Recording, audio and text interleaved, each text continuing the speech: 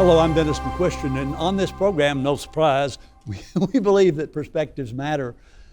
Alas, in a polarized society that we have today, there are lots of competing perspectives that make it difficult, even for those of us who spend a big part of our lives in media, to make sense of the issues which confront us on a daily basis.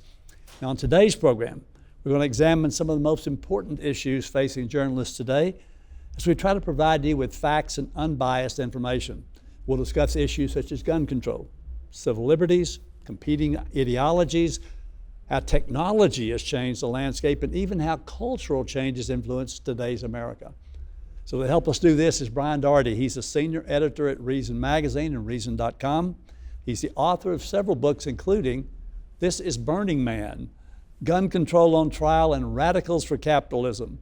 He's in demand from such outlets as the Wall Street Journal, the New York Times, and CNN. So, Brian, welcome to the program. Thank you so much for having me, sir. It's a pleasure. You are with Reason. I've known Reason for a long time, but tell that viewer what Reason Magazine is, Reason.com. Who are you guys? Reason Magazine is a project of a think tank called the Reason Foundation. We're a nonprofit dedicated to spreading ideas and information about liberty, about how to run a society with less force, less taxation, less people with guns telling you what to do. Our founder, a man named Robert Poole, who I know we both know, specializes in transportation policy. We really try to get down to the nitty-gritty. It's like that's how society works, like transportation, the roads, planes, very key to society. Libertarians, before Bob Poole came along, libertarians sometimes were a little kind of pie in the sky, philosophical. Bob Poole really brought libertarian thinking, privatization, the notion of not having government fund things through taxation, but having, like we do in most things, having the users fund them, and figuring out ways to do that. So that's that end. I actually work for a magazine we publish, which is wider in scope. It's not just public policy, it's culture as well. We try to approach the dizzying world as it speeds by us and write about it and think about it, again, from a libertarian perspective, the perspective that free choice is better, peace is better, allowing people to do what they want with their lives and property is better. We think it's right, and I think that's a core moral conclusion that most people come to. There's one way that people have reduced libertarian thinking to this very simple slogan, something that we all should have learned on the kindergarten playground, right? Which is don't hit people, don't use force against them, and don't take their stuff. Don't rob them. And government, unfortunately, is even at its best, a machine that is really based on hitting people and taking their stuff. We are a print magazine still. We've been a print magazine since 1968, also because it's the 21st century. We're a website as well. The website has a lot more content than the print magazine. It's actually funny, I've worked with the print magazine since 1994, and the frustration of the inherent physical time scale of it starts to get annoying. It's like you're writing something for print, no one is going to read it till 6 weeks from now at the earliest. So the website is there for the up-to-minute, day-to-day stuff. So the news stuff, right. So if you want to think about how to make the world a more peaceful and freer place, we hope we provide the information and perspectives to help with that. Okay, well, you have that perspective, obviously. There are other perspectives, and I'm going to give you some different perspectives. There are a lot of people who believe that the role of government is basically to take care of the people who are there, and then that, a lot of folks, capitalist pigs like you, run around making a bunch of money, and we need to get that money to take care of people because they can't take care of their own health care, they have kids issues, they have medical issues, etc. So how would you respond? It is the libertarian belief that the government doesn't actually do a great job at the things it tries to do, and we report on that on the day-to-day, that there were systems of social and group help that pre-existed the welfare state, that the welfare state's results have not been as great as you might want to see them. Charles Murray, a libertarian author, wrote a pretty influential book called Losing Ground about the institution of the welfare state and the ways in which it did not appear to actually improve people's well-being as much as you like. Healthcare, super complicated issue that nothing I say in the time we have is going to convince anyone. But if you look at the healthcare market, a market that's completely embedded in government. Government is paying for an enormous amount of it. You will note, and the university is like this too, the two fields where inflation seems the most out of control tend to be the fields where government has the most impact, government is spending the most, and it is our belief, and a good example you can look at is things like LASIK surgery, generally something that the insurance system and government doesn't cover. It's affordable, it stays more affordable. We would contend that just like most other things in the free market, healthcare would not be nearly as expensive if it weren't as bureaucratized, if the government didn't have the regulations about insurance, that insurance is only coming through your employer, right? It's an incredibly complicated set of restrictions they have on it that we believe, and if you read Reason and sort of search healthcare, you'll find a lot of more detailed discussion of this, keeps it more expensive, keeps it more limited than it would be in a freer world. Okay, but from your standpoint as a journalist, you don't say that you're unbiased, basically. I mean, you have a point of view. That point of view is free markets and less government and that sort of thing. I was in Dallas earlier this week, and the guy came up to me and he said, "I've watched your television program over all these years," and he said, "I really can't tell where you're coming from. I think that's what I need to do, don't you?" So I have journalists like you who have this point of view. I've had people like Robert Reich and other folks who have, let's just say, a different perspective from yours. And so what we try to do is to give people different perspectives so they can make up their own mind. You have a perspective that I haven't read your book called Burning Man, but I've heard of Burning Man. Tell that viewer what Burning Man is, and then give us how this all feeds into these cultural issues you're talking about. Sure, yeah, and I'll state my perspective up front like we do at Reason. Our slogan is free minds and free markets. What Burning Man is, it's a event that's held in a place called the Black Rock Desert Playa. It's like one of the widest expanses of just dry, cracked, ancient lake bed. It's nothing but dust there. People come there for 1 week a year and build a city, a temporary city dedicated to art and play. As a libertarian, some people think I should sort of be opposed to Burning Man because one of Burning Man's strange rules is they do not want commerce to occur in the gates of the event. It's kind of a social experiment. It is interesting.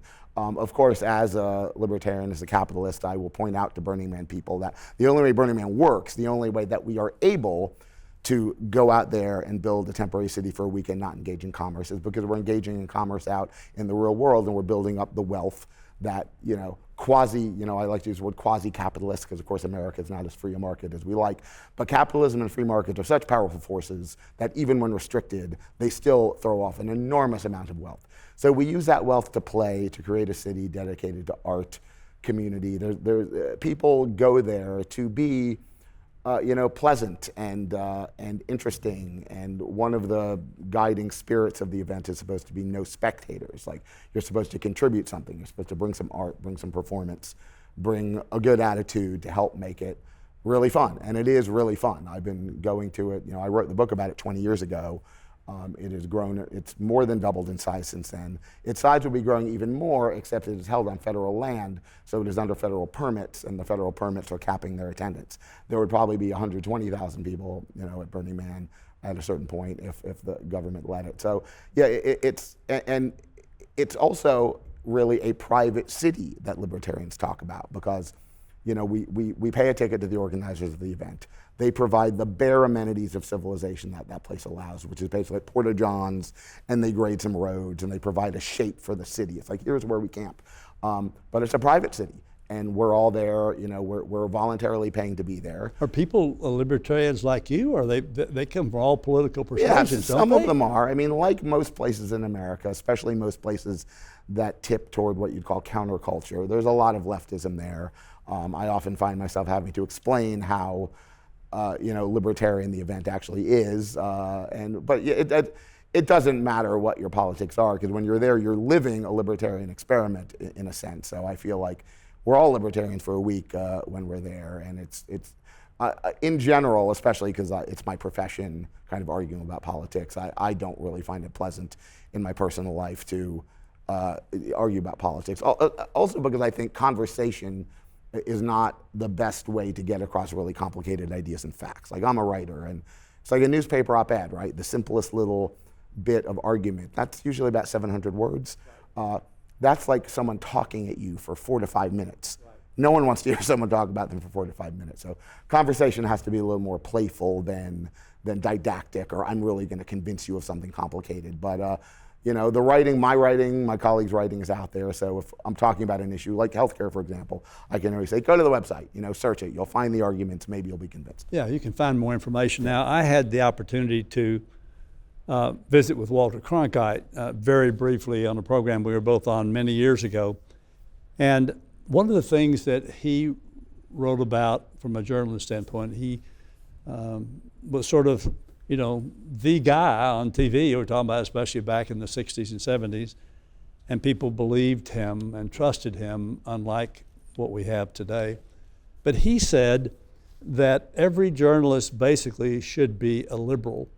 They have seen up close the wars. They have seen the healthcare problems that people have. They've seen the poverty that people have, the homelessness, et cetera. He said, I don't know how you can be a journalist and not be a liberal in terms of the left-wing way we use it now. How would you respond to that? Yeah, if you think that, and if you're shaped that way, you're only going to report facts and perspectives that feed into that narrative. You're not going to get into analyzing, like what I talked about is, oh, how is government restrictions of supply and government's taking over so much of the spending, how does that actually affect healthcare costs? Why are healthcare costs ballooning so much more than almost anything that's in a less free market? You're not going to think about that stuff if you have that Cronkite view, and I think your view of the world and the view of the world you sell to your audience is going to be limited. And you know, if you're growing up libertarian in this culture, you feel what Cronkite was saying. Like, you understand that it's true. And feeling is the big thing. Right. You know, Yeah. it's emotion sort of thing versus Right. you're trying to do reason something, but they're on the other side, it's almost emotion, isn't it? Exactly. And you know, I was getting at is, like, we all recognize, if you're a libertarian, that we're in a world shaped by people like Cronkite, where almost everyone finds our perspective confusing or even evil, because it has that thing you're talking about. Oh, you're not helping people. People need to be helped. And it's like, well, think about what is the best way to help people. What is the right way to help people? Like, you wouldn't on a personal level, you wouldn't think it's right to go to your neighbor with a gun and say, the guy down the street needs something and I'm taking it from you. Like, no one would do that. Like, we all understand that's wrong. Government is that, just sort of systematically, and libertarians think maybe there's a better way, and it's at least worth thinking about whether there's a better way. Well, you mentioned a couple of items there, so let's focus on one thing that you have spent some time thinking about, and that's the issue of gun control. So tell us where you're coming from, and then sort of where the argument is here. Sure. I mean, I think the anti-gun argument is very simple and very emotional. Guns can harm people. Like, horrible tragedies occur because people have guns. But guns do exist. I think all of history has taught us that no amount of attempts to ban anything that people want make it disappear. You can't make them disappear. Guns exist. So if anyone has a gun, which anyone might, we would argue that the very right to life, the right to defend your life, requires that you let other people have guns. And I wrote a book called Gun Control on Trial, which basically tells the story of the 2008 Supreme Court case that first established, amazingly for the first time in American history, the court declared that yes, the Second Amendment, despite the fact that it mentions a militia, and I don't know that we need to get into all of that, that argument is out there, does indeed mean, at the very least, that you have the right to possess a gun for self-defense in your home. Since then, they've kind of expanded that little bits. Carrying in public is still a controversial issue, but I would also say that if you're having a gun to defend yourself, lots of times you might need it out in public. And there's a lot of analysis that's in that book that people's fear of guns is a little bit overblown. Like, the vast majority of guns are peacefully owned. The vast majority of gun owners are never going to harm anyone with their gun. That is a battle that I actually think libertarians are kind of winning. It seems to me the energy toward gun control, even when the bad things still happen, feels a little less to me, but we'll see. Yeah. Well, we go back to the Second Amendment, which is where this is all about, and and it mentions the militia, et cetera. But it seemed like it almost took the Supreme Court 200 years to get to where the issue you're talking about that was decided back in those days, it sort of said, yeah, well, the Second Amendment means this and it doesn't have to deal with the militia. Am I right about that? Yeah. They just kind of ignored the issue for the most part. There were almost no Second Amendment related cases that the Supreme Court considered. It's a little bit of a complicated history. My book tells it. In the 70s, there just became an intellectual ferment in legal and jurisprudential academia trying to rethink this. And there were more gun control laws. There weren't that many. Up until 1934, there was almost no federal laws about guns. There was Act in 1934, banned machine guns, very complicated history. 68, there was more. So there was more gun control for the courts to contend with than there had been in the first 150 years of American history. And they definitely seemed to not want to deal with the issue. And it took, the Supreme Court's thinking is supposed to be judicial, it's supposed to be legal. So you would think, well, if you're a brilliant legal mind, an answer should be obvious.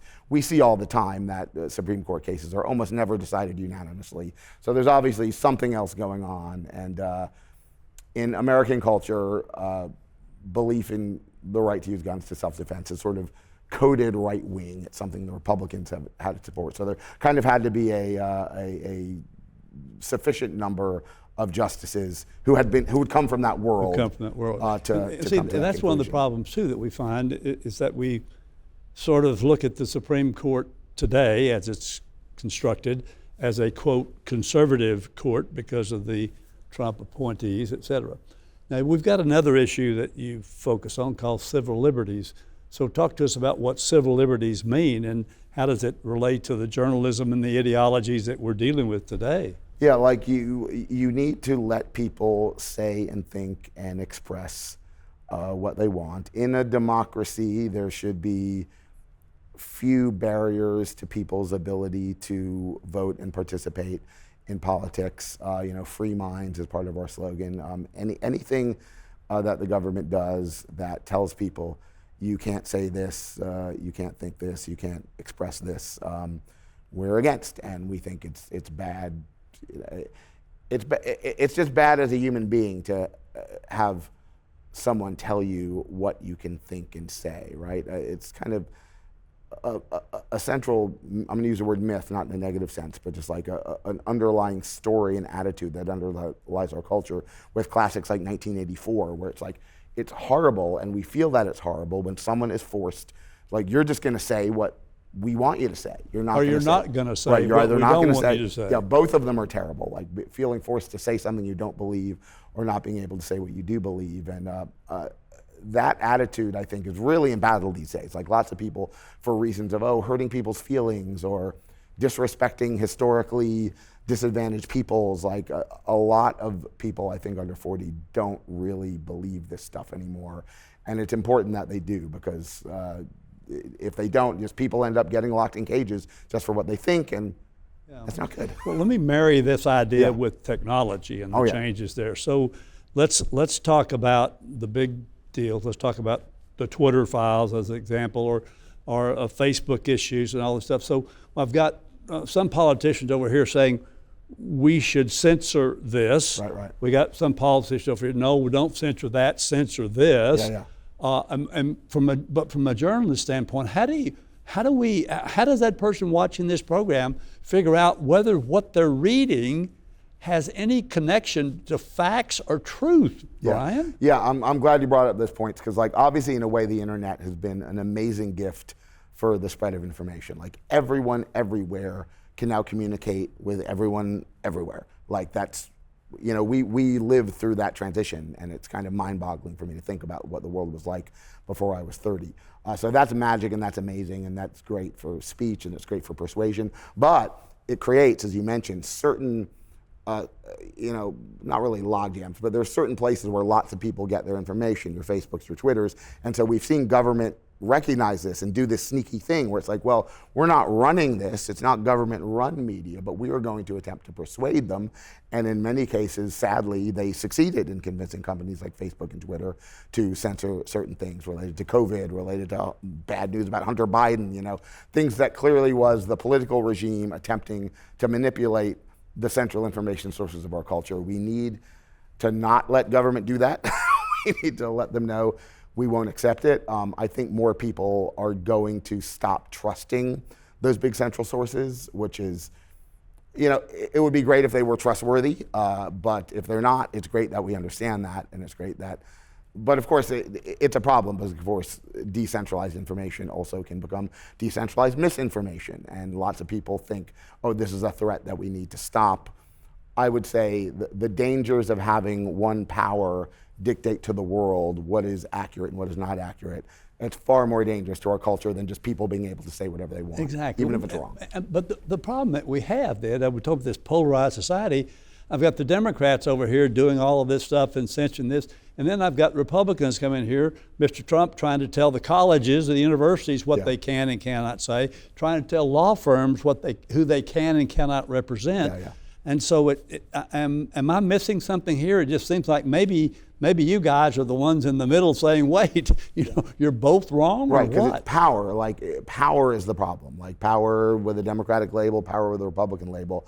Power is always going to want to control the world they live in. Trump is doing it in very petty and personal ways with the law firms. The university thing, he comes from a kind of political movement, or is influenced by political movement. I'm not sure really. I don't want to attribute being a sophisticated political philosopher to Donald Trump. I don't think that's so. But people around him see the universities as, the central place where people get the woke indoctrination, the progressive indoctrination, the communist indoctrination. They're not necessarily wrong, but these universities exist. They are private. I think whatever the government wants to do with its funding, certainly the government has a right to do that. But if it's doing it for the cause of pressuring them to say certain things, that I don't like. It may be technically constitutional, and that's going to be hashed out in the courts, but government funding things is bad enough to a libertarian, but then government using the fact that it funds things to control what the entities do is even worse, I think. So we've got studies that show, 50, 60 years ago with the Walter Cronkites, 70% of Americans sort of trusted media. Of course, typically it was the mainstream media at the time, et cetera. Now down to about 30%, so to speak, in these areas. And yet, they seem to trust influencers who are on TikTok, Facebook. I mean, Brian, what? People, what I've come to think about the TikTok and Twitter age is people really love having someone say to them what they believe. Like, confirmation bias, right, exactly. maybe? It's not even that they're learning. It just delights them, especially when it's oppositional, especially when you feel like, oh, the powers that be, Biden, the universities, the media, they believe this, I don't believe it. So any voice that says back to me what I believe is very exciting to me. I'm not I am old-fashioned in that sense. I'm not an avid lover of the podcast and social media age. The social media thing, it's too brief, right? It's not convincing enough. Everything's in these short little bursts. The podcast world kind of has the opposite problem to me, where it's too long, where I don't want to hear it. And I also don't feel like it's long with information and analysis. It's just kind of long with I'm expressing my attitude and you agree with this attitude, so you're a fan, and I can sell you the things I'm trying to sell you, and and I'm making a ton of money. And it's not a media environment I love, but the great thing about internet modernity is everything is out there. The good stuff, the bad stuff, the dumb stuff, the compelling stuff. It's all there to be found. There's no guarantee you're going to find it, but if you're looking, right? It's better than when you just had the 3 network news thing and the 2 daily papers. Right. It's much better. Well, you have one of the things that Reason just started to do is called the Reason debates, Reason versus. Mm-hmm. Give us a couple of minutes about that, or a couple of statements about the Reason debates. Sure. Yeah. It's good for us to engage with people who disagree with us. We don't want to do what I was just talking about, where we're just talking to people oh, wow, thanks for saying what I agree with. It's no, we want to persuade. I mean, we love that we have a libertarian audience that we delight, but our purpose is to reach a non-libertarian audience. And so creating a public debate that can be on the internet about core issues that people are talking about is a way to get the people on the other side to tune in. They probably think, oh, we're going to see these libertarians get smashed. And maybe they go away still believing that, but we've gotten the ideas there and we framed it in a way that's inviting to non-libertarians, and that's vital if you want to persuade. Well, I was going to say, regardless of where people stand on the political spectrum, and I'm kind of partial to the Nolan quiz that gives you conservative, liberal, libertarian, authoritarian ways, but nevertheless, wherever they stand, it seems to me that wherever the folks on the left ought to be trying to proselytize on the folks who don't agree with them and vice versa.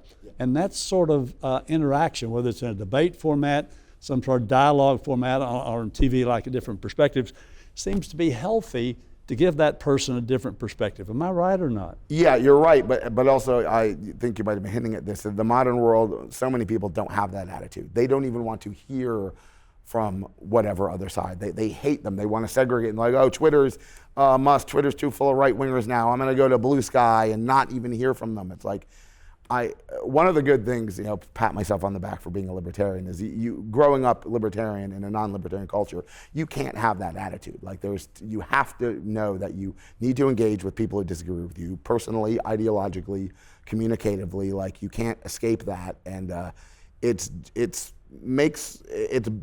bad for the country if people think that like 40% of their fellow Americans are evil idiots who need to be crushed. Like, well, if you're not in my tribe, then you're not important, right? And we all live in the same country. We're not all going to persuade each other. Libertarianism sort of posits that a lot of these fights are about government, right? Who's going to control it? Because government is messing with you. It's messing with your communication. It's messing with your health choices. So the less government is doing, hopefully the more space there is to just go, oh, we're just living here. I buy from you, I sell from you, I rent from you, I talk to you, I date you. I don't care what you think about government. All right, give me 10 seconds of what that person should do based on what you've just been saying. 10 seconds. Try to understand that life as lived shouldn't be about government, and that the less government does, the less you have to worry about who the president is, whether it's Kamala or Trump, and just live your life.